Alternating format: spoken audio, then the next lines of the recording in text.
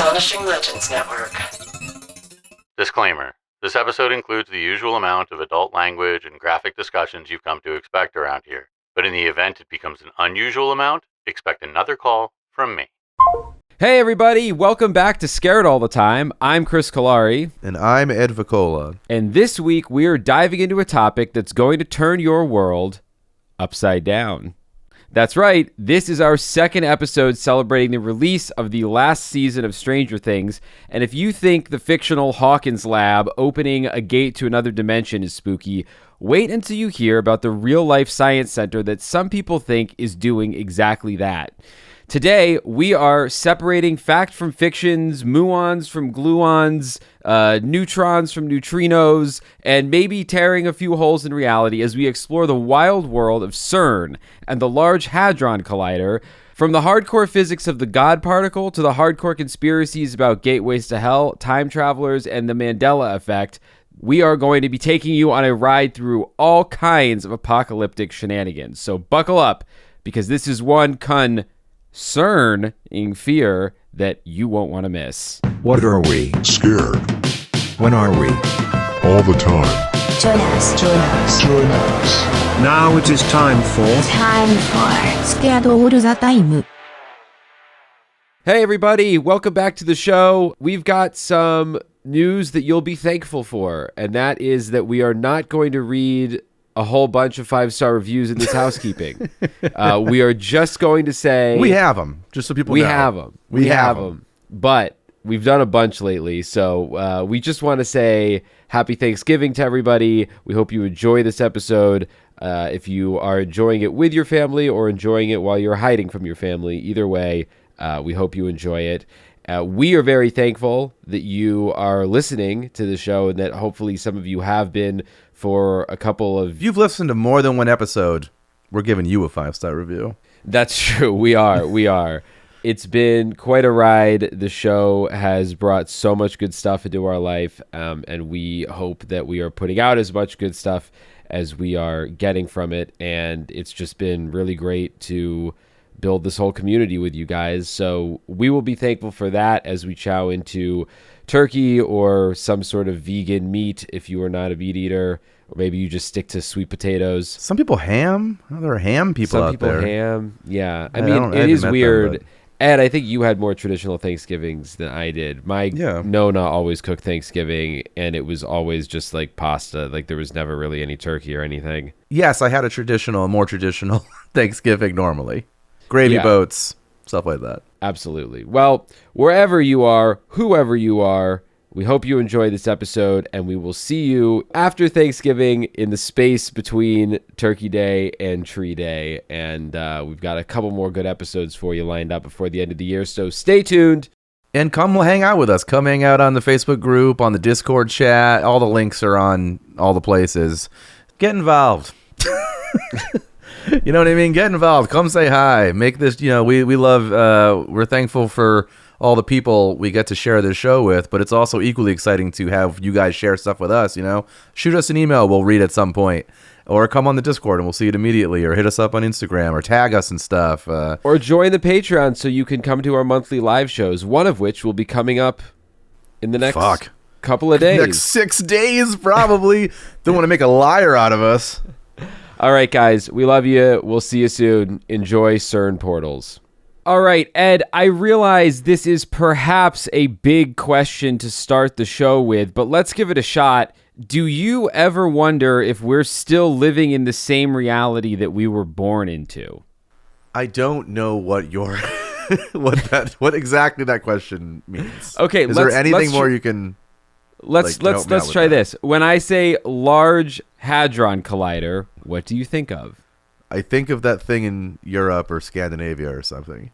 Okay, do you know what it is? Can you tell me anything about the Large Hadron Collider or CERN? I remember CERN I remember like a couple years ago, the first time I had heard of, and I don't know if CERN is the town, is an acronym, is the machine, I don't know. But CERN, the last time I had heard of it, it was like we were going to try and find the God particle or split an atom or do something. And I thought like there was like a bunch of like Y2K-esque news that was like when they hit the start button on this machine. Is the world gonna end?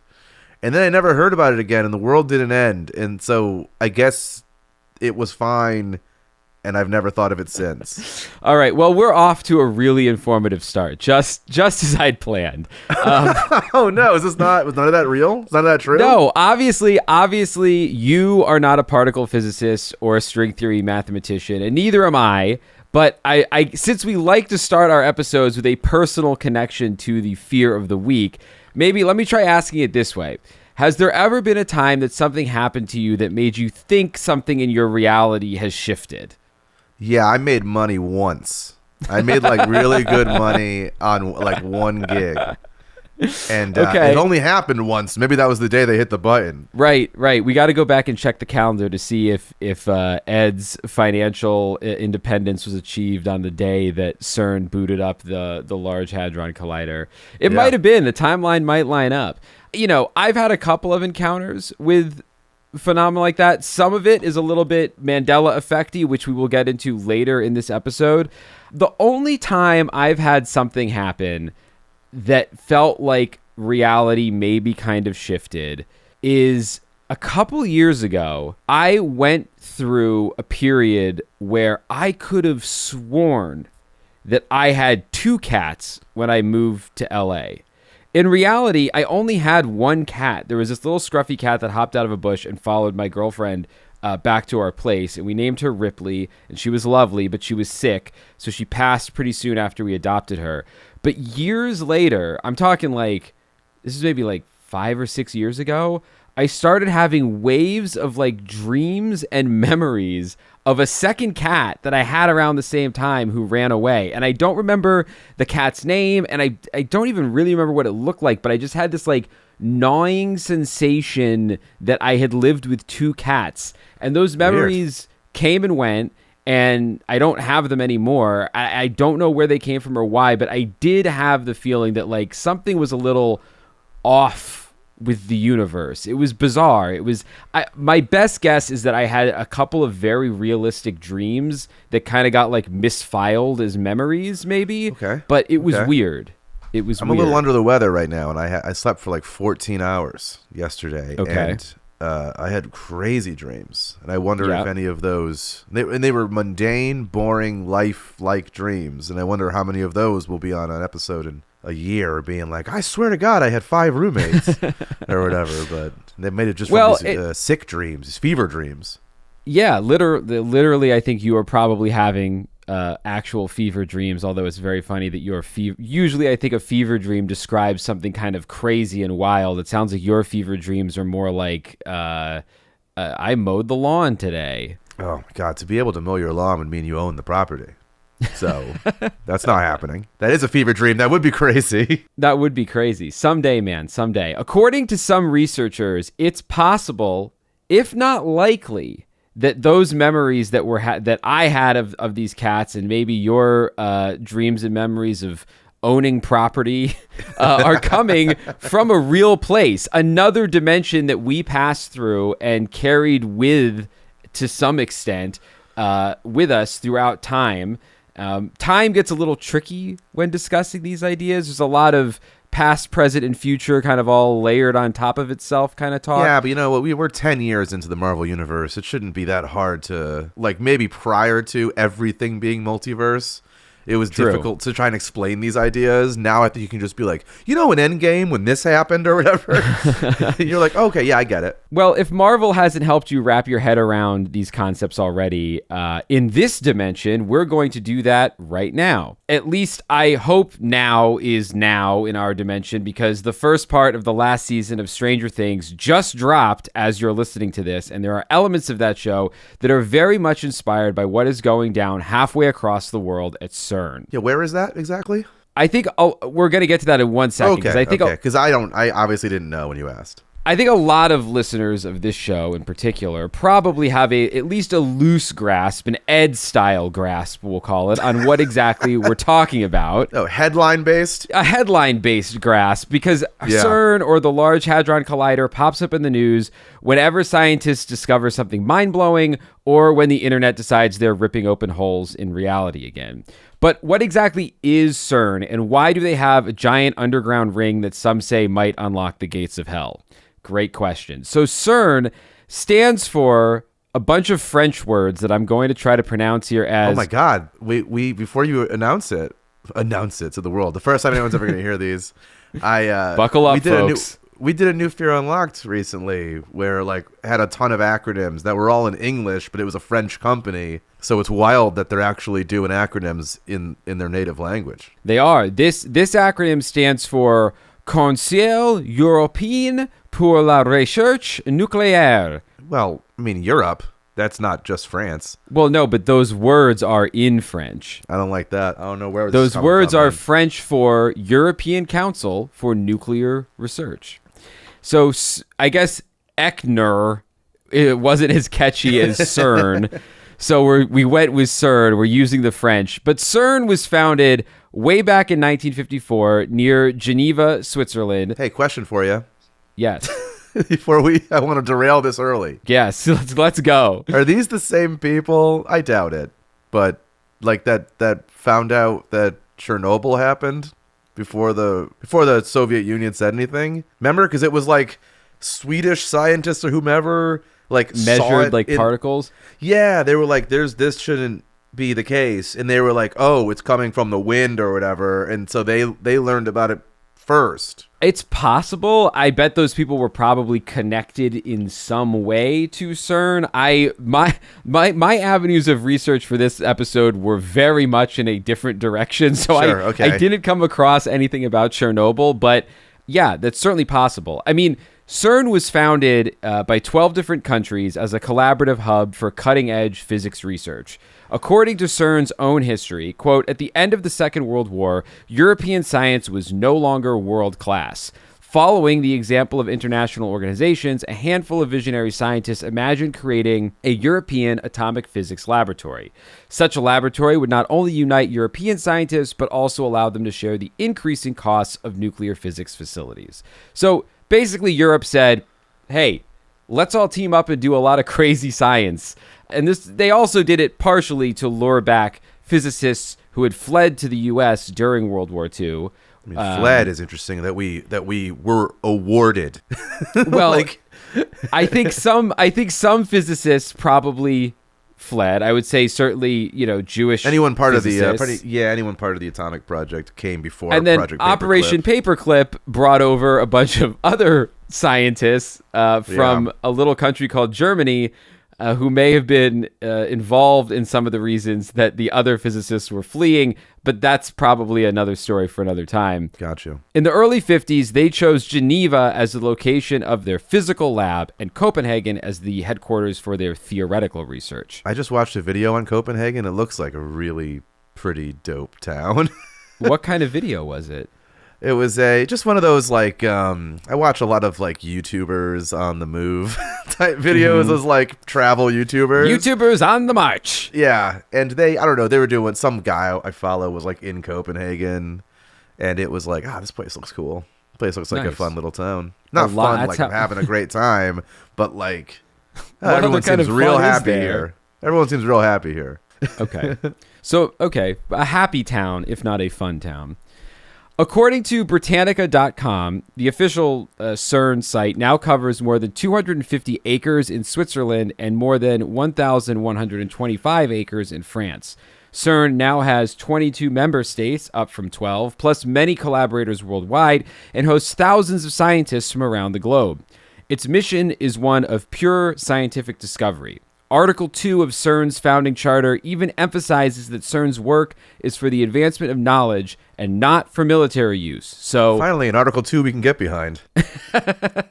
At least on paper, they are not interested in building secret superweapons, just public super colliders. Until they need funding. Yeah. Yeah. So I guess one thing I'll preface this with is I'm mostly of the opinion that a lot, if not everything that's going on at CERN is above board. But in terms of an insular group of people who probably could control the stories coming out of their lab, You can't get much more insular than this. Oh yeah, you haven't looked at the Bohemian Grove nuclear facility? Well, them too. All the great work they're doing in the redwoods. My point is, you'll just hear a lot of the counterpoints to the conspiracy theories in this episode are CERN going, well, that's simply not true. So no evidence. there's no evidence that it is true or that it's not true. I would generally say that, proving the negative is almost impossible. So if you want to prove that CERN is up to no good, you have to bring the evidence. But Sure. just to put that out there, you're going to hear that a lot, that they're not doing X. They swear. So anyway, on the front of super colliders, they've been hugely successful. They've made Nobel Prize winning discoveries and technological breakthroughs, including inventing something we all use every day, the internet. Okay, well, they're to blame. CERN is, if you want to talk about a reality-destroying invention, Yeah, for real. you could blame Tim Berners-Lee, a British scientist who invented the World Wide Web while working at CERN in 1989. His new method of communication was originally conceived and developed to meet the demand for information sharing between scientists at universities and institutes all around the world. This is really fun and interesting, and I kind of recommend you do this just because, I don't know, it's a little cool thing that you can do today. The first website at CERN and in the entire world was dedicated to the project of the World Wide Web itself and was hosted on Tim Berners-Lee's Next, NEXT, his Apple Next computer. Okay. What's really cool, and I recommend that you do just for the fun of doing it, is you can still visit the first website in the world today at info.cern.ch or by following the link in our show notes. It's the least impressive website on the internet next to the Scared All the Time webpage. It's true. But it's cool. It's cool. Not as cool as the Scared All the Time webpage. But what CERN is most famous for, though, is not inventing the internet. It's famous for its particle accelerator, the Large Hadron Collider, or what we will probably keep calling the LHC throughout this episode. According to the International Atomic Energy Association, particle accelerators produce and accelerate beams of charged particles such as electrons, protons, and ions of atomic and subatomic size. They are used not only in fundamental research for an improved understanding of matter, but also in a plethora of socioeconomic applications related to health, environmental monitoring, maybe that's how they detected Chernobyl, food quality, energy, and aerospace technologies, among others. Now, we're going to get a little physics heavy here, but we are both idiots, so I will try to explain it at the level that I understand it. There are two main types of particle accelerators, linear and circular. Both are used for the same reason, to fire off streams of particles at ridiculously high speeds. CERN is primarily in the business of circular accelerators, turning on their first, a 600 mega-electron volt synchrocyclotron in 1957. The words from here on out are going to get real Back to the Future-y. So, experiments run with this machine enabled physicists to observe the decay of a pi meson, or pion, into an electron and a neutrino, which was apparently instrumental in the development of the theory of the weak force, which I don't remember exactly what it does, but I do remember learning about weak forces in high school physics. I certainly didn't. It's one of the ways that like atoms hold themselves together. I'm sure many of our listeners are screaming at the podcast right now going, God damn it, it's the this, that, the other thing. I'm sorry. The CERN lab grew steadily from there, activating the particle accelerator known as the proton synchrotron in 1959 and the super proton synchrotron in 1976, which featured a nearly 4.5-mile circumference ring able to accelerate protons. Sorry, physically? What do you mean? Like a physical 4.5 miles? Like a giant circle? Yes. Holy shit. Yes. That's got to be on its side, right? That's not. That's yeah, not no, like that's giant, not up it. It's like not Ferris up and wheel. down. No, Okay. no. It's on its side. Is that like Apple's offices? Yeah.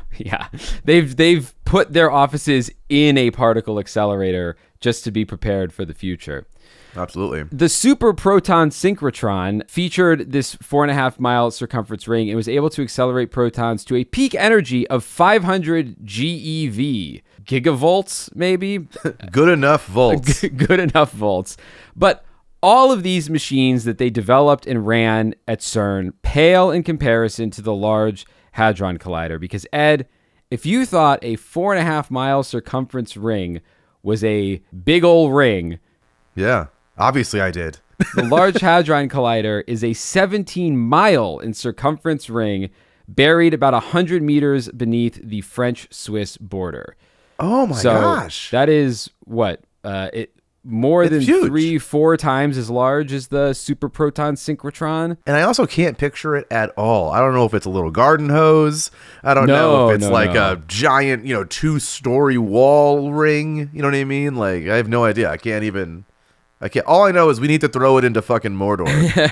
It is huge. Here, let me pull up a picture of it for you. Well, it's not Mordor. Mordor, I think, is where like that Mount Doom or whatever the fuck it's called is. But either way, you get the you're reference. pulling out rings, just general ring ideas. Yeah. I'm trying to get us through this episode, man. Here is an image of inside the super collider. I'm putting it in the chat. I mean, it looks like something out of Half-Life, basically. Okay, well, I'm opening it up here. Wow. Okay, this is insane. I don't know if this is if this is under a microscope's view inside of a computer, or if this is like a picture in a building. That's a picture in a building. If you open that third one that I sent you, that gives you a better... It's the same area, but a different angle that gives you a better... Oh, wow. Yeah. So that's got to be 1, 2, 3, 4... It's 5 stories tall, it looks like. Yeah, I mean, I don't know how you measure stories underground, but yeah. I'm just doing it from the Based on the platforms doors, with human yeah. beings standing on them. So the platforms look to be at least 8-9 feet tall each. So I think most, a lot of places have 8-foot ceilings, 9-foot ceilings. So yeah, I'm going to go 4 to 6 stories tall. And it just looks like if you had a wire, like a Ethernet cable, like a round cable, extension cord. What if they just, Honey, I Shrunk the Kids reversed that and made the Ethernet cable 1,000,000 times bigger? Well, then that would be from the film Honey, I Blew Up the Kid. Yeah, so Honey, I Blew Up to the Kids a giant wire essentially, and then wrapped it 17 miles around. It looks like a coax border. cable is what it looks like. A giant It does, yeah. cable. In this picture that we're looking at here, where it has that little fucking pluggy boy here, the male end of the connection. So if you're just listening to this in your car and you happen to know what a coax cable is, bingo. You also are unemployed. Yeah. So also I should point out that it has a distinctly male and female ends in both these pictures, where like it looks as though they do close these onto one another.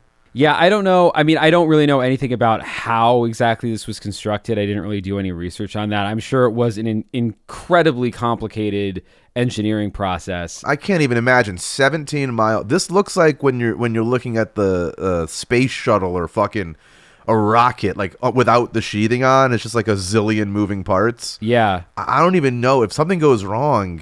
How do you even find in 17 miles of like little tiny diodes? If you want to see what this looks like from the air, if you could see it, Ed, this link that I just sent you shows a couple different things. It shows the original. It's really an image of where they want to build a future collider that is like 100 kilometers big. Yeah. So holy shit, I'm looking at it here. And so do you have to bore out the ground like you do with making a subway? I guess. Yeah, I don't know I assume they've probably pulled some subway technology. I guess what I would like to know is, and maybe we'll learn it in a little bit, for people who can't see, I mean, this is all on video now, amazingly, our show. But for people who can't see, it's a map, like a satellite map from the sky with like several rings kind of superimposed over it, showing, I believe, like the original one, then the super one, then the like current 27 kilometers one, and then just a absolutely massive ring going underneath like towns and lakes and mountains. That would be their proposed future site, and I'm for it. You know what I'm saying? I'm for whatever this is. Build as many rings as you want. But I would like to know, why do we need a bigger one? Like, what are we getting from the smaller ones, which I'm hoping you're about to tell us, that would say, man, we've gotten X, Y, and Z. Just imagine how many things beyond Z if we had a bigger one. That's a good question. I was going to bring up the same point, because I think before I can answer that question, what I should put out there for the listener is that this is the world's most powerful particle accelerator, and its job, despite how massive it is, the job of this machine is to take subatomic particles, usually protons, which are the positively charged bit inside the atom, and whip them around this underground racetrack at 99.99999% the speed of light. So if you're getting that close to the speed of light, the only thing that I can think you could use a bigger one for would be to get even more nines at the end of that number, closer to the speed of light. Yeah, I guess, because if you're doing it at a small, like the smaller you're doing it, it must create more heat and energy and friction, where I imagine like doing the exact same speeds at a larger surface area might mean we can have it on longer without everything just lighting on fire. Like, I don't exactly know, but that's the only thing I can think of why you'd want to like maybe dissipate over a greater distance.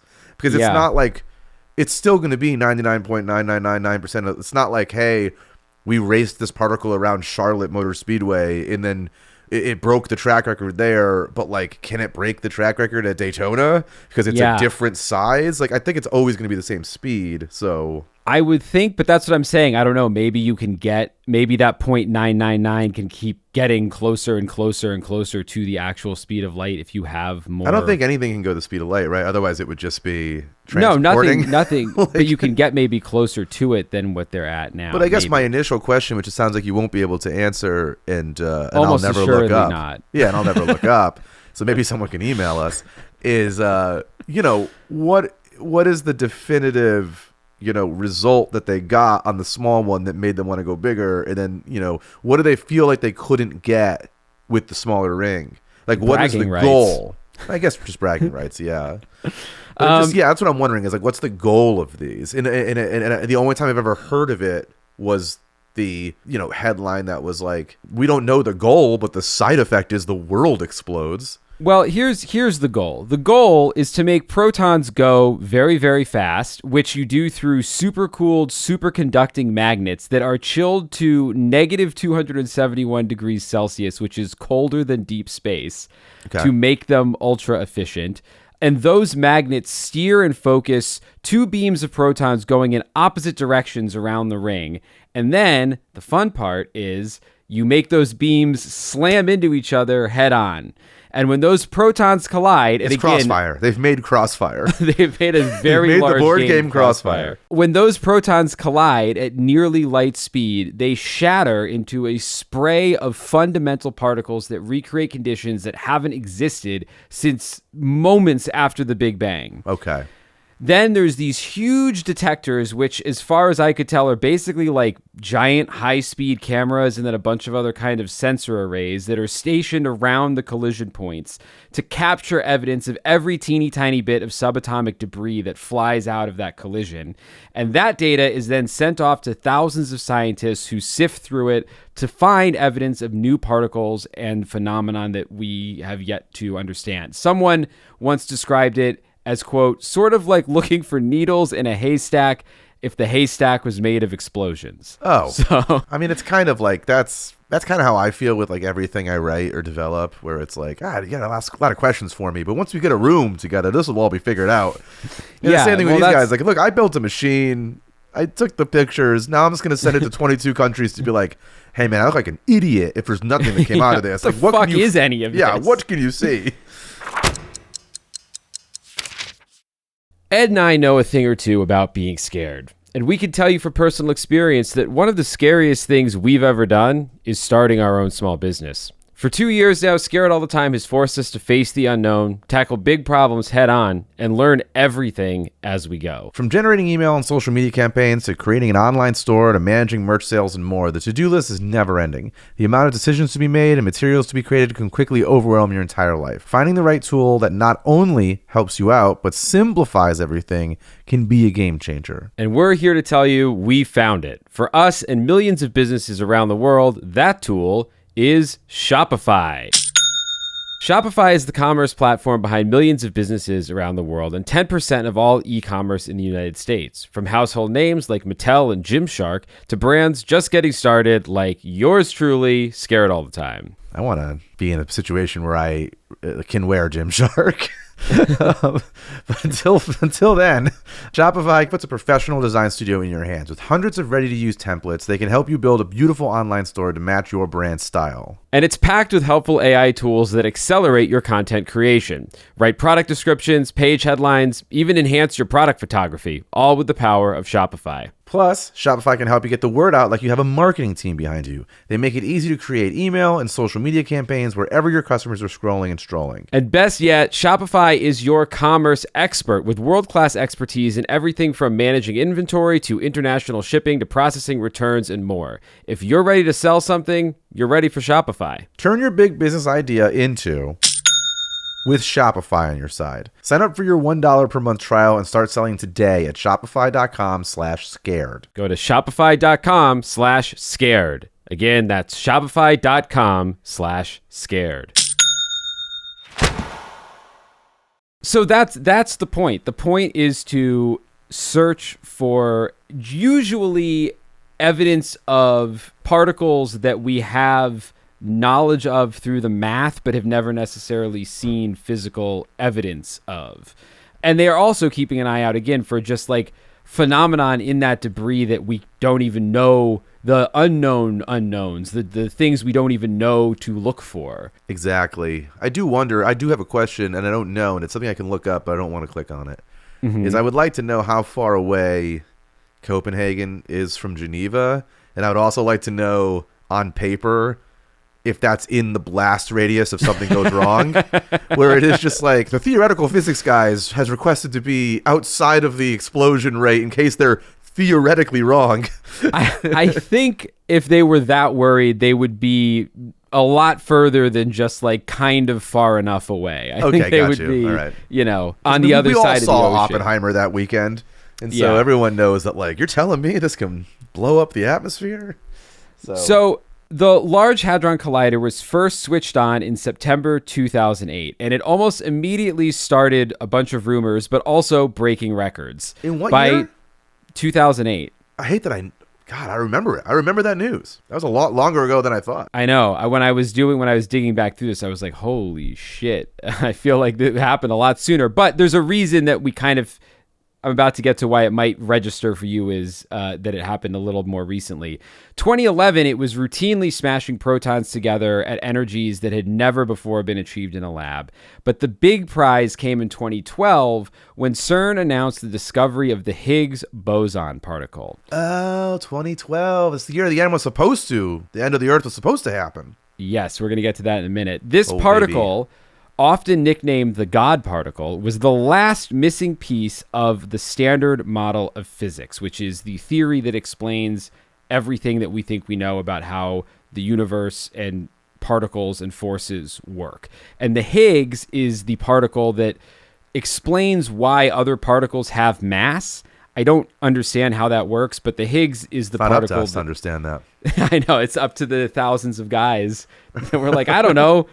Scientists had been hunting for the Higgs boson for almost 50 years, and this was absolutely like, for our understanding of physics to work, this particle had to exist, but no one could ever see it for a variety of unexpected and often inexplicable reasons. In fact, and this I found really interesting, the name God particle sounds really fancy and scary and intimidating until you learn that it actually came from a 1993 book that the author jokingly wanted to call the goddamn particle because it was so hard to find.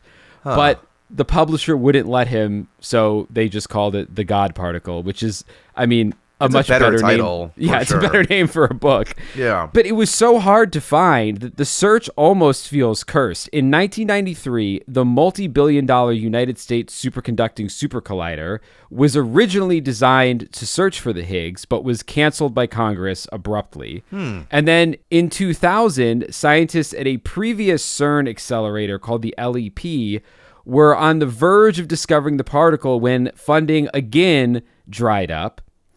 And then when the Large Hadron Collider was built and ready to go, it was originally scheduled to start operating in 2006, 2 years before it was actually turned on, but it was hit with a series of delays and setbacks, including a sudden explosion between two magnets, and get this, the arrest of one of its contributing physicists on suspicion of terrorist activity. No, I am wrapping tinfoil around my head. I wish we didn't have a video component to see that I'm not. But everything you're telling me, I'm like, whatever they're looking for is real. It's going to change the world. Congress knew it. They had to stop it. This other thing knew it. Europe knew it. Like, they won't let you just do the last bit because it's going to destroy the world or open a portal to another fucking dimension. So I can see that maybe it will. Let's see where the story goes. Tell me more. Well, the story of the terrorists, I actually dug a little deeper on because I was like, what the fuck is this about? Apparently, this physicist, and again, there's thousands and thousands of physicists employed by CERN, so the fact that you'd have a couple of bad apples in the bunch isn't super surprising, but this guy was actually in contact with a North African branch of Al-Qaeda, and the spokesman for CERN at the time said that the scientist's security card, quote, didn't give him access to any of the underground facilities, and that while an attack on the collider itself would have provided massive publicity for a terrorist group, the facility itself contains no weapons material. The spokesperson said there's nothing in there that people can steal and use for terrorist ends. Nothing at all. It's all about personal safety. There are areas where we have cryogenic liquids, high magnetic fields, particle beams, and so on, where you need specialist knowledge to be able to go there. So again, CERN aggressively refuting the idea that there was any danger in this and everything's fine. There's also that thing of, also it's probably true because I think about, I read this really good book a couple years ago or like 2 years ago called Chip War about like semiconductors and that, Taiwanese fab that makes all of the impressive semiconductors. Like no one else in the world can do it. Yeah. And it's about the whole history of like them being made and blah, blah, blah. And yeah, like there was some hack or something a couple years ago that was like, oh, they got a bunch of cutting edge information about how these machines work and like all this secret stuff for NVIDIA chips and what have you. And it was like, okay, cool. No one can do this. Like it's enjoy it. Like you can come in here, you can storm the shores, shoot everyone in this building and still not know how to do anything here. Right. And There's I kind of not feel like one button that you just hit, like, make more chips. Yeah. And so it's like, that's how I feel about like the CERN thing where it's like, oh, we got all these CERN schematics and I'm going to go in here and take this. It's like, buddy, this is just science happening. Yeah. here. It's not like Al-Qaeda was going to like tunnel in there and like redirect the laser beam towards a city or something. Yeah. Yeah. Or like, it must run on nuclear plutonium. If we can just get our hands on that, we can build a warhead. It's like, nah, man, this is essentially a Hot Wheels track that we just keep smashing Hot Wheels into each other. Yeah. So the weirdest theory of all, though, is that some people think that CERN was nearly derailed by a time traveler just shortly after it opened in 2009. Sure. According to Time magazine, of all places. Wow, quote, I'm looking at that with a totally different light now. Quote, sometime on November 3rd, 2009, the supercooled magnets in Sector 81 of the Large Hadron Collider outside Geneva began to dangerously overheat. Scientists rushed to diagnose the problem since the particle accelerator has to maintain a temperature colder than deep space in order to work. The culprit, quote, a bit of baguette, says Mike Lamont of the Control Center of CERN, which built and maintains the LHC. Apparently, a passing bird may have dropped the chunk of bread on an electrical substation above the accelerator, causing a power cut. The baguette was removed, power to the cryogenic system was restored, and within a few days, the magnets returned to their supercool temperatures. And the guy who they fired for installing bread sensors, he was promptly rehired and apologized to. But they did, unfortunately, permanently fire Pigeon Larry, who spent every morning feeding pigeons chunks of bread outside the LHC. Well, or he's the guy who's like 7 miles around. No, I'm going to get a bird to deliver this message. Yeah. While most scientists would write off this event as a freak accident, 2 esteemed physicists formulated a theory that suggests an alternative explanation. Perhaps a time-traveling bird was sent from the future to sabotage the bird the is the time experiment. traveler? Hang on now. Okay.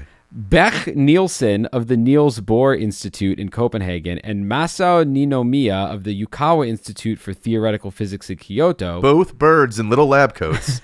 published several papers arguing that the CERN experiment may be the latest in a series of physics research projects whose purposes are so unacceptable to the universe that they are doomed to fail, subverted by the future. I love it. Well, time is obstinate, according to 11/22/63, my favorite book. I think this is a little bit that. The quote here is, in a series of audacious papers, Nielsen and Ninomiya have suggested that setbacks to the LHC occur because of, quote, reverse chronological causation, which is to say sabotage from the future.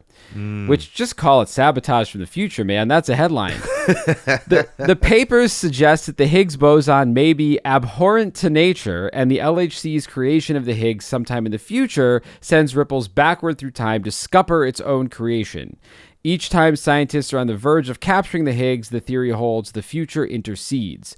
The theory as to why the universe rejects the creation of Higgs bosons is based on complex mathematics, but Nielsen tells Time, quote, you could explain it simply by saying that God hates the Higgs and tries to avoid them. Huh. I figured Higgs was like a person's name or something. I know. God, we... Is Higgs not a person's name? I figured the Higgs boson was like Dave Higgs and Rebecca Boson. No, the theory of the Higgs boson was proposed by the guy wasn't named Higgs. But a Higgs boson, those are like elements, or those are like particles or something? They're particles that are the explanation for why other particles have mass. Okay, so what I'm saying is like it's a thing. It's not a person it's like that's why God can hate the Higgs is like me saying I hate mold. Yes. Okay, yes, got you. Yes. The Higgs are not a person. Are we going to get into any of the looking glass stuff in this? If you don't know what I'm talking about, then we'll discuss it on a different episode. Yeah, I don't think we're going to get into the looking glass stuff in this. Okay. Now, in 2025, we know it's not true that God hates Higgs because thanks to CERN, and I guess no thanks to God, we have confirmed the existence of the Higgs boson among many other particles. But whenever humans build something this powerful and complex, people are going to speculate. And the Large Hadron Collider with its high energy experiments immediately attracted a ton of fears, urban legends, and doomsday predictions. A selection of questions curated from CERN's frequently asked questions page should give you a sense of the scope of people's concerns. We also have to take into account this is potentially the fucking oldest frequently asked questions page on the internet. Well, so there might just be the sheer number of questions might find some wackos in there. Yeah, these questions are newer than the oldest page on the internet. Okay, I'm got pretty you. sure. Got you. But the questions include, there's a lot of them, but the ones that are pertinent here are, will CERN open a door to another dimension? Okay. What did Stephen Hawking say about Higgs potentially destroying the universe? Can the LHC have an influence on weather patterns and natural phenomena? Will CERN generate a black hole? I saw a video of a strange ritual at CERN. Is it real? And does the LHC trigger earthquakes? Oh my God. I want to know about just the second to last one you said. Well, so the second to last one is a whole weird rabbit hole that felt not akin to anything from Stranger Things, but there is a video which seems to be kind of tough to find now, but it is out there on the internet of what appears to be a bunch of people in black robes sacrificing a woman in front of a statue of Shiva in front of the CERN Large Hadron Collider building. Wait, so in front of the Large Hadron Collider building is a statue of Shiva? Yes. Isn't Shiva the like who Oppenheimer's quoting the like I have become whatever of death or something? Okay, it's actually Vishnu, but he hangs out a lot with the other guy. So those three Gotcha. gods all have to do with time as well, which is wild. After my quick Wikipediaing, it definitely seems like a wink and a nod. It seems like if it's there, it's like an inside joke for physicists.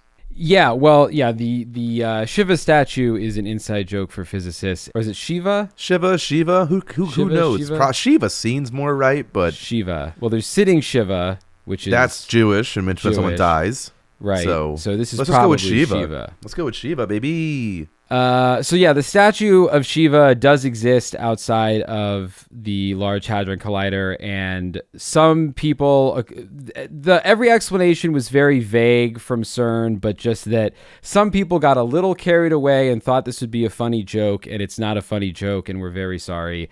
And somebody has basically tried to take all of the evidence of this video off the internet. So, Okay. Who knows? We'll dig into each of these as we go. Suffice to say that before the Large Hadron Collider was turned on, some people were worried that it might accidentally destroy the planet. According to an article I found from 2008, a lawsuit was even filed in Hawaii to try to stop it from running at all. Quote, Walter Wagner, a retired radiation safety officer who lives in Hawaii, and Luis Sancho, a science writer and professor in Barcelona, filed the lawsuit, claiming that the collider could produce a black hole that could eat the Earth or cause some other calamitous effect. Predictions of such outcomes have been refuted in safety studies. Mr. Wagner and Mr. Sancho sued CERN, the United States Department of Energy, the National Science Foundation, and the Fermi National Accelerator Laboratory in federal district court in Hawaii. The Energy Department and the Science Foundation have contributed about $531 million of the collider's estimated cost of $8 billion. The judge in the case decided that the fraction paid by the U.S. was too small for the collider to constitute a major federal action as defined by the National Environmental Policy Act, so the court lacked jurisdiction to act on environmental grounds. Fair. So- But also, it's weird a little bit to me that this ring is not in America. Well, like with yeah, all I the mean, shit that obviously Congress got cold feet and they didn't, pay that billion bones or whatever the hell you said earlier. But it just seems wild, like with, how many Stanford people worked on this over there. You know what I mean? So it's like we've tried to build our own, but the funding has never come through. So I don't know if we do have any. I assume we must have some particle accelerators in the States, but they're not nearly as big. For the record, much like the concern that setting off a nuclear weapon would incinerate the atmosphere, physicists evaluated all the possibilities of disasters that could strike when we turn on the collider and were thoroughly unconcerned, mostly because nature has been running a much bigger collider in the sky called the sun for billions of years with no apocalyptic effects on our planet. Cosmic rays, which are high-energy particles shooting from space, slam into Earth's atmosphere at far higher energies than are produced by the collider all the time, and our planet is still here. In fact, you are hit. Every square inch of your body is being hit by cosmic ray particles almost constantly, and you are fine. You are still here. You might get what's known as a sunburn if you are out in them for too long, but you're fine. So if that's the case, then my question becomes, what's all the talk about CERN creating a black hole that would swallow the planet? Because it's come up a few times, and I get that a black hole is generally a big, scary thing that swallows everything in its vicinity. So creating one on Earth sounds dangerous and bad, but I don't even really understand how we would create one. Yeah, that's why we don't work there. Well, according to Scientific American, it's complicated. They say, quote, a black hole typically forms when a star much more massive than our sun dies. While the outer layers of such a star explode outward in a supernova, its core crumples inward, pressing down towards its central point with so much power that no known force in the universe can stop it. This results in a subatomic spot of unimaginable mass and density whose gravity is so strong that even something traveling at the speed of light could not move fast enough to escape its clutches. These kinds of black holes, frighteningly, are common throughout the universe. Which is why Scientific European called it not that complicated, because our populace learned about it in 4th grade. Well, we know that you create a black hole by condensing the core of a star to a subatomic point, right? But that is very hard to do in an underground lab. Yeah. So real world black holes are only scary in the sense that if you get too close to one, you won't be able to escape. And we don't really know what happens as you get sucked down into one other than you would not survive it. But even if someone generated a black hole in a lab on Earth, the limits of our technology would prevent us from whipping up anything particularly dangerous. One theoretical astrophysicist at Princeton University says it would likely be so low mass that its gravitational influence would be relatively small and it wouldn't actually gobble up that much matter. Sure. He might lose a couple of desks, clipboard goes. Not even that, because this Elliott Quatert, the theoretical astrophysicist, says that only within a spherical boundary surrounding the black hole, known as the event horizon. Oh, great movie. Great movie. So only within the event horizon would a person or object get pulled inexorably inward. Now, this is where the size of the black hole matters, because enormous black holes, the one in outer space, have giant event horizons with diameters that can stretch for millions of kilometers. Smaller ones have more minute event horizons, extending just tens of kilometers across. And if you could make a black hole in a lab, this person says even if it weighed only half a kilogram, which I don't know how likely that even is, it would have an event horizon 1 trillion times smaller than a proton. All right, so it's like, don't step right there. And you're fine. like drop a pin right here. Yeah. You're fine. Yeah. And that's a big if we could even create one, because in our 4-dimensional universe, with 3 dimensions of space and 1 dimension of time, gravity is too weak to pound matter into a black hole. If other dimensions exist, though, gravity may not be as weak as it seems to us, because some of its force could be leaking into these other dimensions. In such a universe, a black hole appearing inside an atom smasher becomes much more feasible, potentially revealing insights into the very nature of gravity.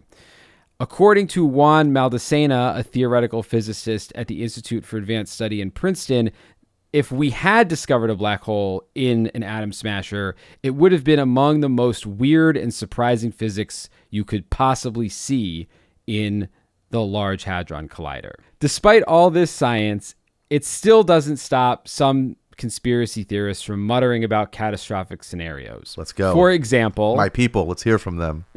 For example, there was an interpretation of some comments made by Stephen Hawking that got people riled up. Stephen Hawking once noted that the Higgs field could theoretically become unstable and cause something called quantum vacuum collapse that would end the universe. So deep breath. What the fuck is that? What the fuck is a quantum vacuum collapse? Why are there so many big word ways for everything we know to be destroyed in like the blink of an eye? According to the website Big Think, in this unsettling scenario, a bubble pops into existence somewhere in the universe. Inside that bubble... Hello. It's like the bubble can talk. It's so fun. Inside the bubble, the laws of physics are wildly different than they are outside the bubble. This bubble would expand at the speed of light, eventually taking over the entire universe. Galaxies drift apart, atoms can't hold themselves together, and the ways the particles interact are fundamentally changed. Whatever form the universe takes after this event certainly wouldn't be hospitable for humans. This is some great Gazoo shit. Remember that little like spaceman that would hang out in the Flintstones and just do wacky shit?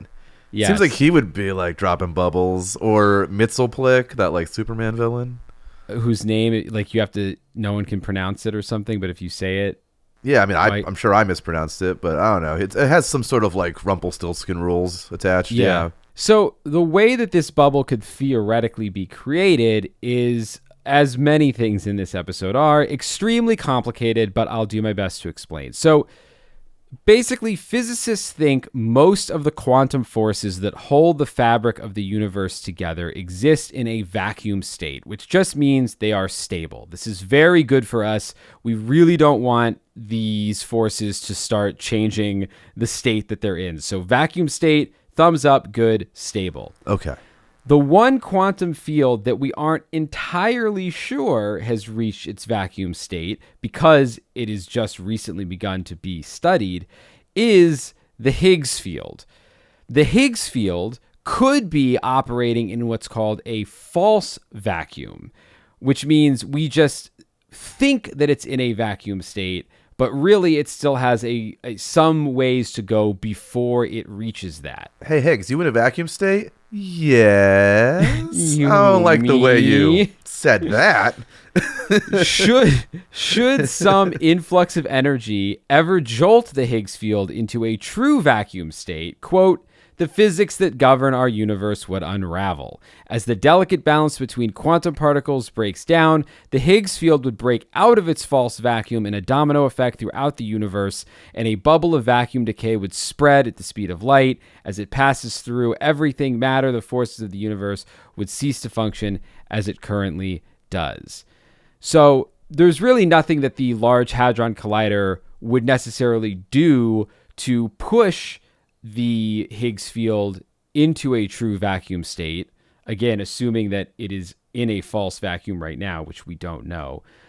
But I think the conspiracy theory comes loosely from the fact that the Large Hadron Collider is studying the Higgs field, and people sort of understand the connection between the Higgs field and this quantum vacuum collapse. And so you smash things together at light speed, who knows? It sounds like you could certainly disrupt the fabric of the Higgs field and thus end the universe with a quantum vacuum explosion. Yeah. CERN clarified that Stephen wanted for being a creep Hawking's speculation had nothing to do with the Large Hadron Collider's actual operations, and that measured Higgs properties suggest that it is stable, or at least a long-lived metastable state, likely to last at least 10 to the 100th power years.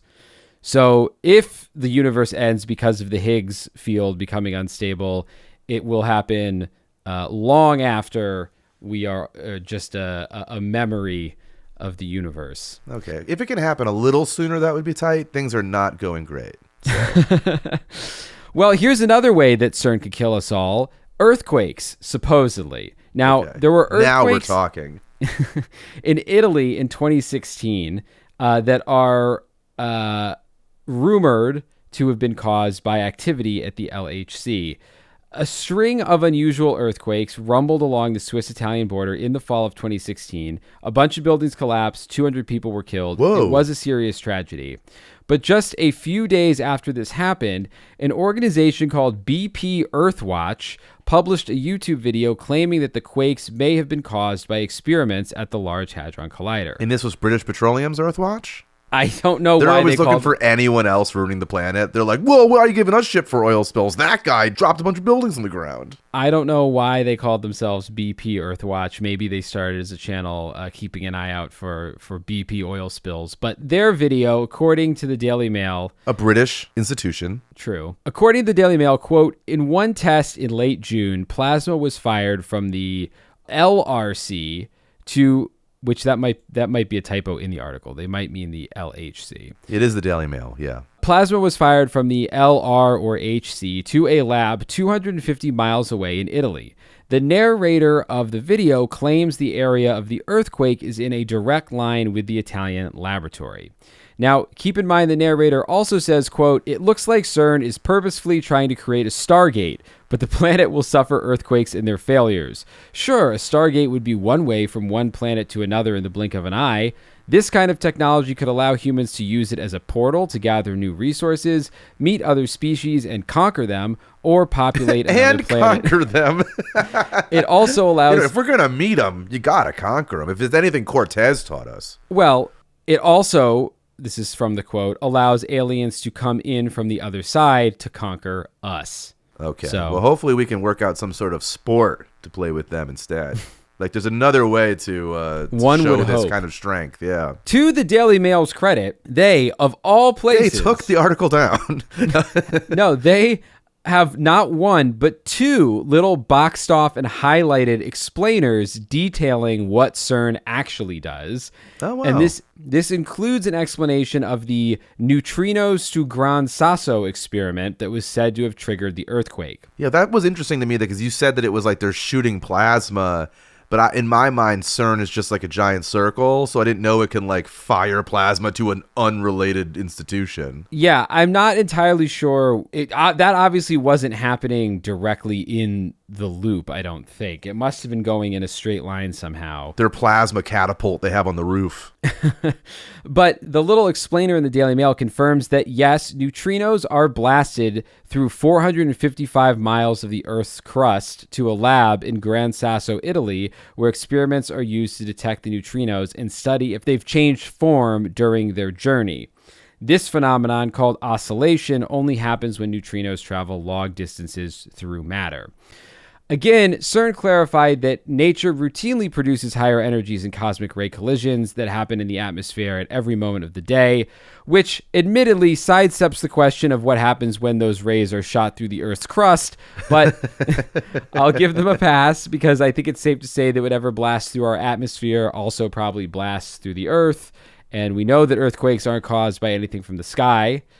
In fact, one might say they're caused by the Earth. So I think I'll go along with CERN here in the explanation that these particles are nothing to worry about. But Somebody shot me in the knee, I'm sure my leg would move. You know, Earth probably does the same shit. there is a guy, I think we talked about him on some episode. I can't remember which one. If we haven't, maybe we'll talk about him on a New Fear Unlocked. But there was a guy who got like some plasma beam shot through his head by accident.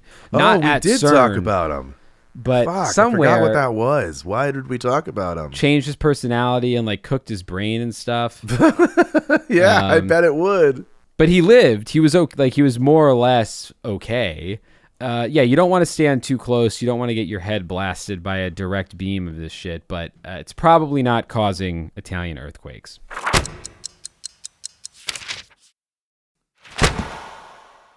All that said, the most popular CERN conspiracy theories revolve around the idea that these scientists in Geneva might be messing with doorways to other dimensions that could have dangerous consequences for our reality.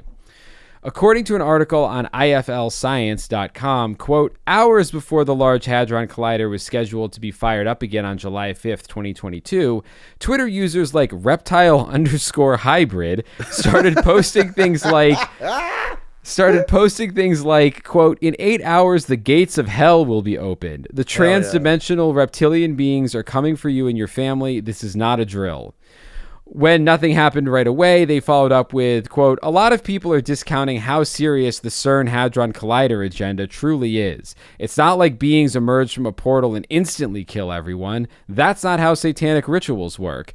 The ramifications will unfold in the coming months. Okay, don't give a timeline then. One TikTok astrologer warned her followers, quote, on July 5th, we are quite literally going to be switching timelines when CERN turns on their machine thingy. It's opening a portal to go through. Also, the unknown is coming in.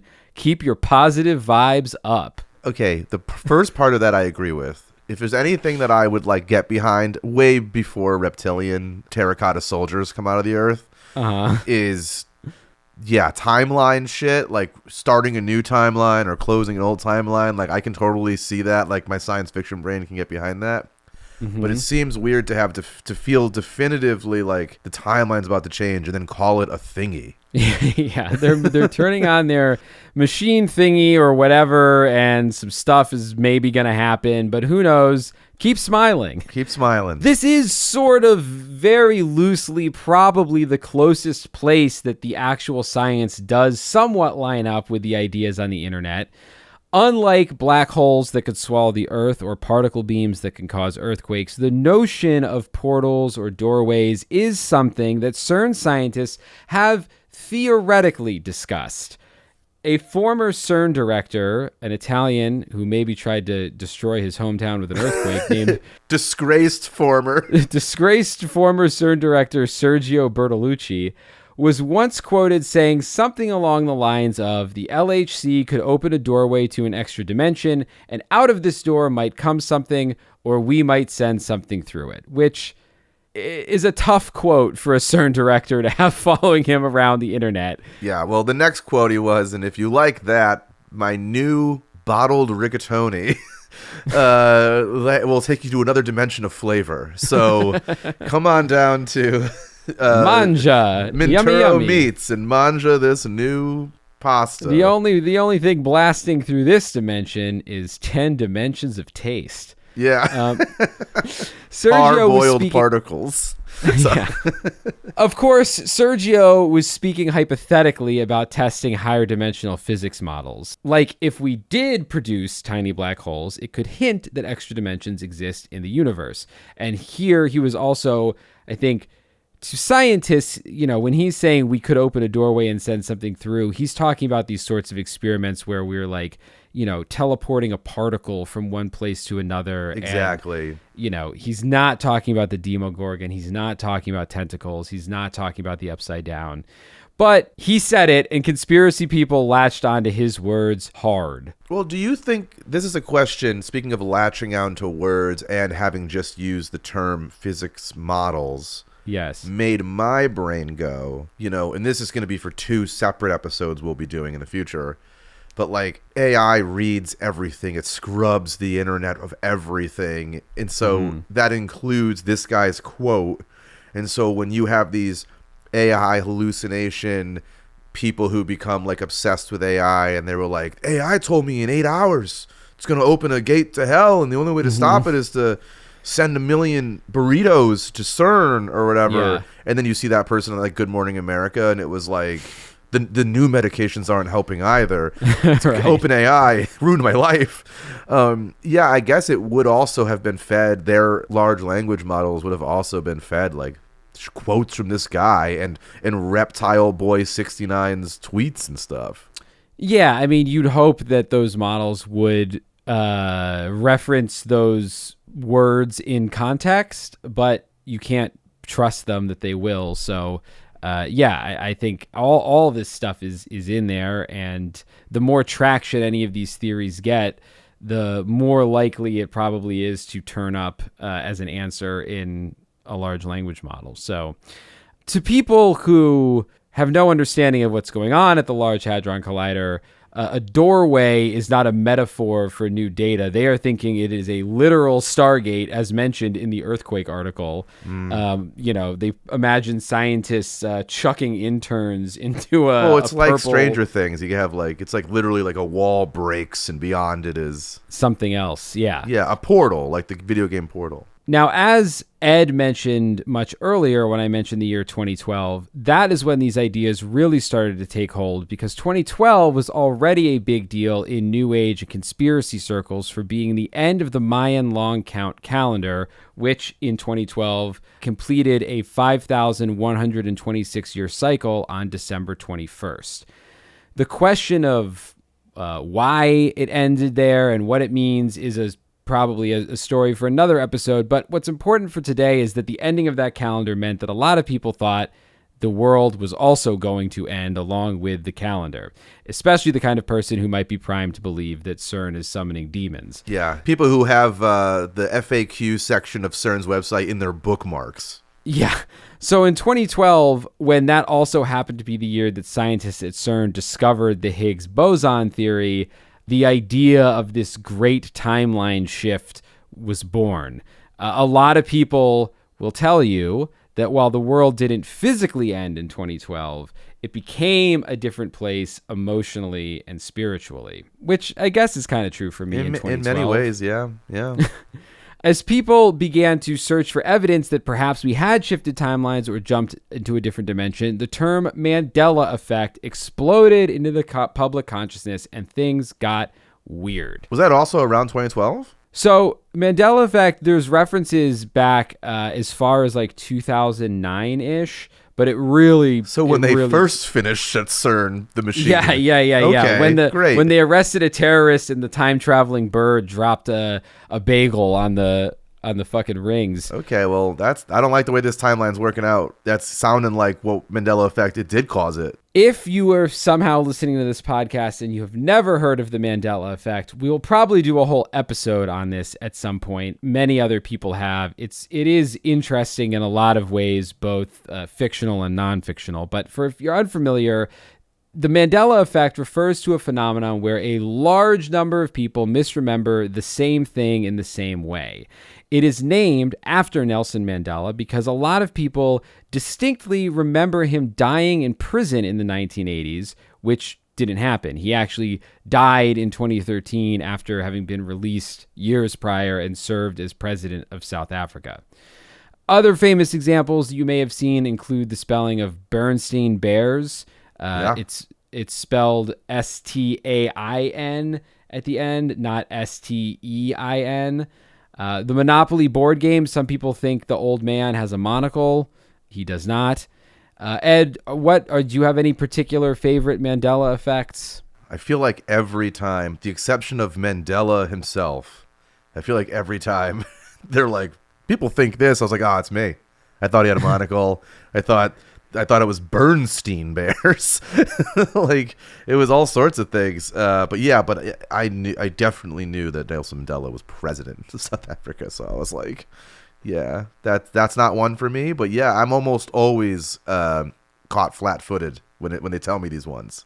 No, Shazam and Kazam, the genie movies, one starring Shaq called Kazam that exists, and one starring Sinbad called Shazam that doesn't exist. Correct. That one is the first Mandela effect I ever heard of, and that one got me because I remember this very specifically. I was on a train, and I was reading a physical magazine. It might have been Wired. Well, it's not highlights. You weren't in a dentist's office. No. But there was an article that starts talking about and I had just been leafing through it, and this article caught my eye because it was talking about Shazam, this Sinbad genie movie that I thought I kind of half remembered. And then in the article, it gets to the point where it's like, this movie never existed. And I was like, what? I could have sworn that it did. But the funny thing about Shazam is that anyone who thinks it existed, no one can really tell you what it was about. Yeah. Or, other than Sinbad was in it. I think some of these effects are very not generational, but I bet you if you were to do a survey, people who misremember Mandela dying in prison are a little bit older than us. Oh, for sure. You know what I mean? Like, however Mandela effects actually happen in sort of like the public conscious, we weren't really whatever. Consciously around for his imprisonment and stuff. We know Nelson Mandela at our age group as being president. You know what I mean? So we wouldn't have misremembered something we wouldn't have remembered to begin with. So I guess before we go too deep down this, it's worth asking, if none of these things that we think were one way were that way, why do so many thousands, if not millions of people remember it differently?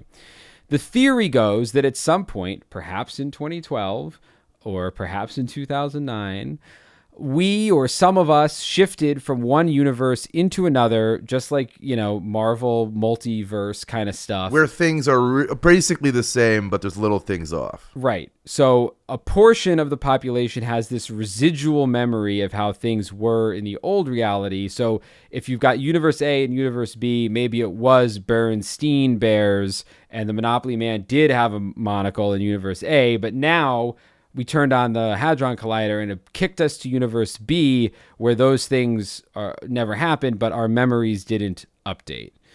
Many Mandela Effect true believers point at that timeline. The Hadron Collider tried to get it started in 2008. They had all those accidents. By 2009, 2010, the term Mandela Effect was coined, and a wave of these false memories started getting a lot of attention. Throughout the years, this kind of talk has continued. When they turned CERN back on for what's called Run 3 in 2022, there's a whole host of posts all over the internet.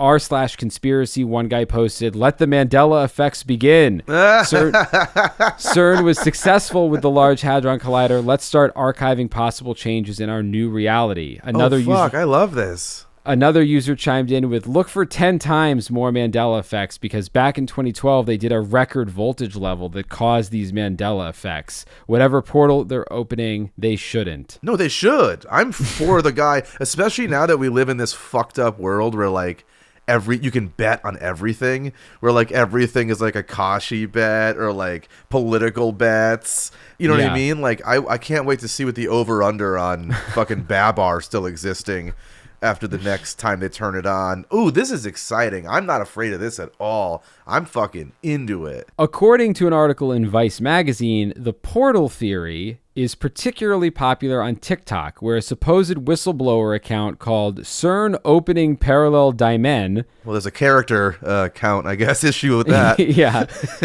CERN Opening Parallel Dimen has repeatedly gone viral, claiming to millions of people, for example, that, quote, the particle collider is changing weather around the planet, or CERN is opening parallel dimensions that causes changes in the climate.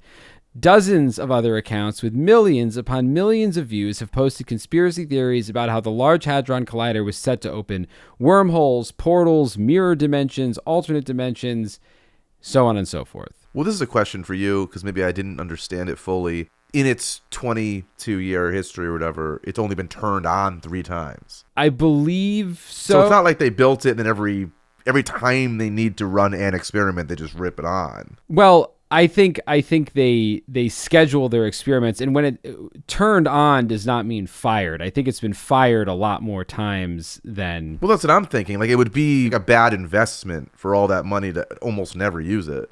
Well, I don't... When they specify run 1, run 2, run 3, I don't know... I don't think it's like they're flipping it on for a few minutes and turning it back off. I think they just have these scheduled blocks of time where it is on and then it's shut back down for maintenance. Like you were saying earlier, this is, I think, a very complicated machine and lots of things break on it all the time. So I don't think that they don't leave it on all the time, because it also probably eats enormous amounts of energy. Can't be more than AI fucking data centers. I know, right? I would love to see that. What costs more money? Me generating a picture of Ed taking a poop in the White House, or discovering the Higgs boson particle, which dried up more lakes? It might be the same. You know what I mean? Maybe. But it is I guess for being like a kind of a dummy, I feel like I was kind of maybe right about my dissipation of heat idea for why it's bigger. Maybe based on everything you're saying about how cool they have to keep it. I'll say this: I do think I sort of, I guess, hinted at this earlier, but I do think a portal to hell has opened. And in a way, it's CERN's fault. I think it's the internet and social media that is actually allowing each of us to live in a reality of our choosing. That's and then tell everybody else that actually the fact that you thought Pikachu had a black spot on the tip of his tail means that we are living in a parallel universe where everything else is exactly the same, except these little pieces of pop culture detritus that we misremember. Which brings me to one of the things that I think is maybe the most interesting thing about Mandela Effects, which we were touched on just a few minutes ago. Most Mandela Effects, as far as I can tell, have to do with 1 or 2 letter misspellings, aesthetic details in commercial products, like the cornucopia in the Fruit of the Loom logo that was never there, which is another one. I will admit, I swear I learned what a cornucopia was because from of the Fruit of the Loom logo. Yeah. But I do think it's interesting that every catalog Mandela effect, again, as far as I know, with the exception of Mandela dying or not dying in prison, has to do with like little shit like that. Like, is Jif peanut butter Jif or Jiffy? Does Pikachu have a black spot on his tail? It's never like, wow, all these people remember a 13th apostle named Wallace. Yeah. or 9/11 like, not happening. Yeah, it's this very small stuff. And I do think it's really interesting that it is almost always some kind of a commercial or pop culture thing. You know what I mean? It's always some bit of advertising or a cartoon or a logo that seems to be being misremembered. And did the Snorks ever exist? I don't know. Wait, were the Snorks like Smurfs? What are Snorks? The Snorks are the Smurfs underwater. They lived underwater. They were basically like cousins of the Smurfs. But that's real. I don't remember the Snorks, so maybe I'm from Universe C. Do you know what we should do? Snorkless universe. If I ran a company, I would be like, I would see if my company had a Mandela effect that was like popular. Like if I ran Coca-Cola and everybody remembered there being a thing called like fucking Coke Smile, and it was, I don't know, clear Coke or something. Or fuck it. Let's say I ran Pepsi and Crystal Pepsi people thought wasn't real. Okay. I would then literally release like a limited edition Mandela Effect clear Pepsi. Where I would like release the like thing you thought was real as like a limited edition product, or like, oh, you can get a Pokemon card that's the Mandela Effect Pikachu. and it's like Yeah. worth more money. Well, it would so be listen, like, yeah, go ahead. if you run a $1 billion international conglomerate, Ed is looking for work. So Since 2022, thanks, fucking boson. I think bozos, you Higgs bozos. I think this is a great idea. I'm actually curious why. I guess it's ultimately too niche for them to bother, maybe. Also, maybe they don't want to deal with potentially contributing to someone's like schizophrenia. I think Coca-Cola changed. They created Fanta to keep selling Coke to the Nazis. I don't think it's below them. True. That's true. So, I mean, all that to say that I don't think all Mandela Effect theorists are operating in bad faith, or that it isn't even fun to speculate about. But I am concerned that there is an endless fire hose of this shit aimed directly into most people's eyes all day, every day. And the cumulative effect that has on our psyches might maybe not be as dramatic as ravenous demons pouring out of a fiery portal in the wall, but still may lead to the end of all life on Earth. So, and I think it's also extra dangerous right now because A, it's a fire hose. B, it's algorithmically placed into the hands of the people probably most susceptible to it based on the previous things they'd watched or clicked on. And then C, I think a lot of people are having a hard time in the last year or two. Like, people are just people are broke. Things are tough all over the world. Things are weird. And you get this little device in your pocket that gives you all these excuses for it. It was like, oh, am I unlucky, or was it the boson Higgs machine? Or, Right. oh, I guess it's just these fucking scientists at CERN hit a button. It's not me. I'm not the one who needs to change. I'm not the one who Right. needs to, change things in my life to make things better, because there's something I could have done anyway. I'm in a new timeline. Look at Berenstein Bears. I mean, there are people, if you go on Reddit, and I'll save this mostly for a Mandela next Effect episode, yeah. or whatever, but there are people who talk about shifting timelines and like consciously. I wanted to shift last night, so I went to bed thinking about the world I wanted to wake up in, and then I woke up in that world, and now here I am, and my old body's in the old dimension. And it's like, I think a lot of this is kind of like, I guess the kids would call it cope. It's just cope. It's like things suck, and it would be really cool if you could just convince yourself that, like, yeah, I woke up in a new dimension today, and things are marginally better around the edges. A lot of things are still terrible, but hey, that peanut butter you like is back in style. So Well, this kind of takes me back. Do you remember, and this is like maybe a good way out, as I think we're closing up on some of these discussions here, but do you remember when the first Avatar came out and there was like news reports about people who were like, take me back to Pandora? Yeah. Like, people who were losing their minds by like seeing this world they wanted to live in desperately. I think I've told the story on the show before, but right around the time Avatar came out, I was in Boston working on a documentary video, like a promotional doc for Emerson College. And we had a Boston police officer was just, doing street duty to, like, we had to have trucks parked somewhere or whatever. So we had like a cop that had to be there, right? And somehow he was talking to somebody about Avatar, and he was like so moved by Pandora, and he was like, yeah, I saw that Pandora, and I just I'm never gonna get to go there.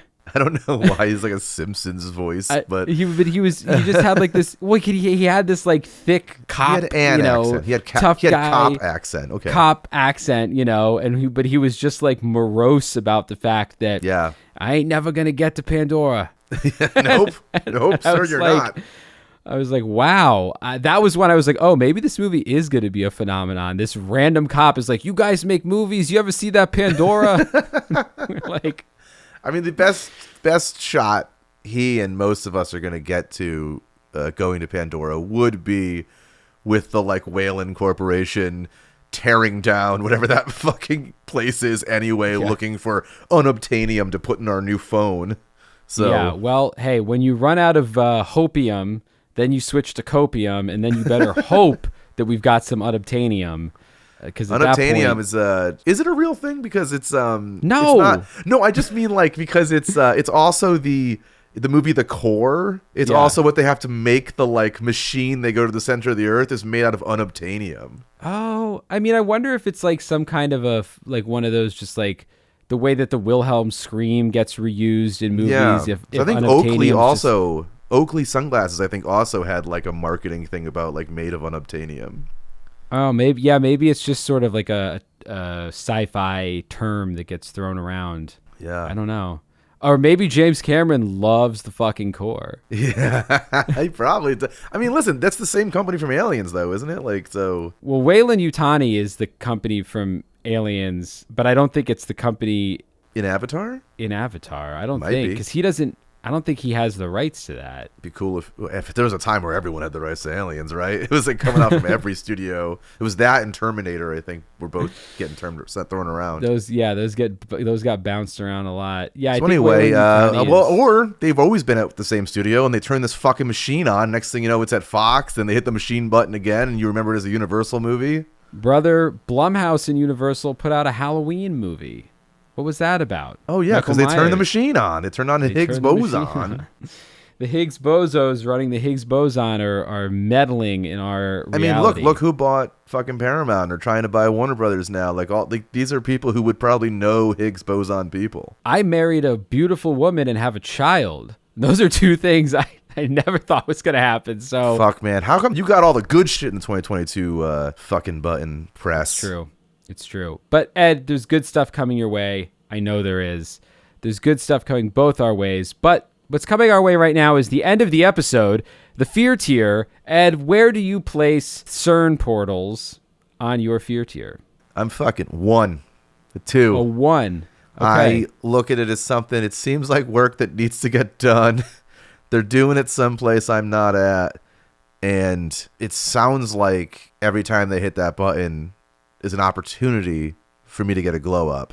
And if I don't, what are you going to do? Luck of the draw. So I hope if anyone listening to this episode knows any scientists that work for CERN, please play it for them and tell them to email us. No joke. We've had some people reach out about, there's actually in our email, I got to go through, like somebody reached out about putting us in contact with some paleontologists. There's like actual scientists that people have suggested would like to come on this show. And I part of me almost feels like we should do like a special series or something where we just talk to people who are smarter where we just than us. apologize to smart people. Yeah, because I can't have an actual physicist in an episode like this. But if anybody is interested in like having a fun conversation about this stuff, we would be more than happy to do something where we talk about whatever crazy shit is on your mind. Ed won't even have to be there. Yeah. If that helps sell it to them. But for me, for now, I would put CERN Portals, I guess, a little bit higher than you, Ed. I allow for a little bit more of a concern that maybe it's going to knock something loose and really fuck us. But I think that's partially because I have, as we discussed in our sudden death episode, a pretty severe fear of the great oops, the sudden death that comes out of nowhere. And no one could create an oops on a bigger scale, potentially, than the scientists at CERN. So God bless you all. I hope you get enough sleep and don't fuck anything up. Well, hopefully we get an episode out soon enough where we can talk about Looking Glass and its connection to CERN and the object hurtling towards Earth right now, because those are all things that me, a person who's never online for the most part, was served in my feed recently of like real lunacy. So I would actually like to talk more about that. So hopefully we'll talk to you guys soon. We'll jump on the bandwagon. So that's it for this week. I hope you're having a great Thanksgiving. We are both very thankful that the Earth is still here, albeit whichever timeline we are in. And whichever timeline you're in, make sure to check out our Patreon, patreon.com/scaredallthetime. See what we've got going on over there. Follow us on Instagram. Follow us on our Facebook group. Go to the Discord. We do sometimes weekly, sometimes bi-weekly hangouts. I do, at least, on Discord. Yeah, so we'll see you out there. Until then, I'm Chris Cullari. And I'm hopefully getting filled up with stuffing. This show is Scared All the Time, and we will see you next week. Bye-bye. Scared All the Time is co-produced by Chris Cullari and Ed Voccola. Written by Chris Cullari. Edited by Ed Voccola. Additional support and keeper of sanity is Tess Feifel. Our theme song is the track Scared by Perpetual Stew. And Mr. Disclaimer is... And just a reminder, you can now support the podcast on Patreon and get all kinds of cool shit in return. Depending on the tier you choose, we'll be offering everything from ad-free episodes, producer credits, exclusive access, and exclusive merch. So go sign up for our Patreon at scaredallthetimepodcast.com. Don't worry, all scaredy cats welcome. No part of this show can be reproduced anywhere without permission. Copyright Astonishing Legends Productions. Good night. We are in this together. Together.